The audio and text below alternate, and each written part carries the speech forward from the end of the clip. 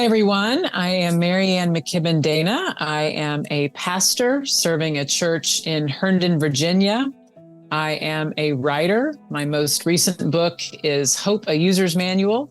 And I am also a ministry and leadership coach. And it was a great joy and a wonderful challenge to work on the Do Not Fear foundational essay and to explore how we can move forward in faith, even in the midst of a fearful culture and anxious times.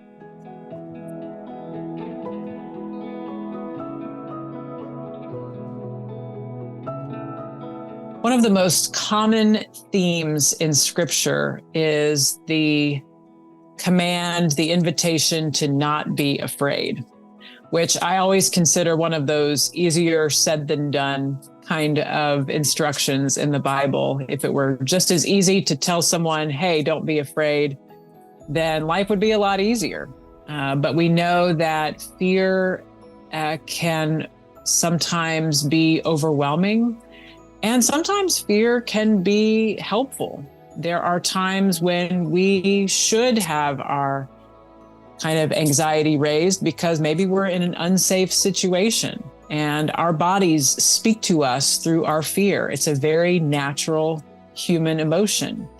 And yet, in order to be people of faith who are called to work for the justice and liberation of all of God's creation, we will need to be uncomfortable sometimes. And that includes stepping out even in the midst of fear.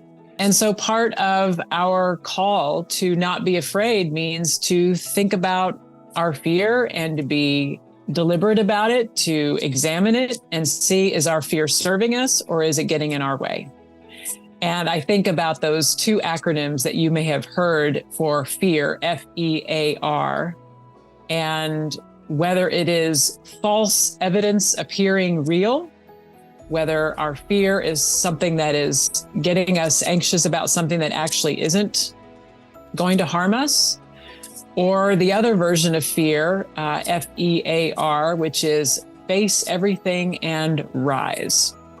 And that is what we are called to do as people of faith, to face what may be fearful for us, which may be getting in our way of being Jesus' disciples in the world, and do what we can to move through that. And so in this series, we are going to consider 4 aspects of this command to do not fear. And rather than presenting them as kind of a 4-step plan for not feeling fearful anymore, which I don't think is realistic for us, I want us to consider ways that we can move forward even in spite of the times we may feel fearful. And I think that we do that in 4 basic ways. We want to tune in to God's presence. We want to tune in to where God is moving in our lives, even when we feel fearful. The second one is to trust God's promises, because if we have an assurance that God is with us, that God promises never to leave us, then that gives us the courage to move even in the midst of fear. The third aspect that we'll explore is to take one step at a time. Sometimes we can get so overwhelmed by the journey that we don't even start. But if we can take one step at a time, we can find our way forward even in the midst of fear.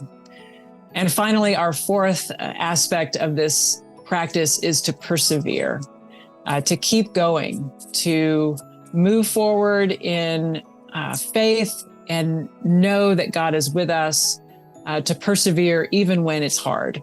And so we will explore each of those 4 aspects of Do Not Fear in turn in this series.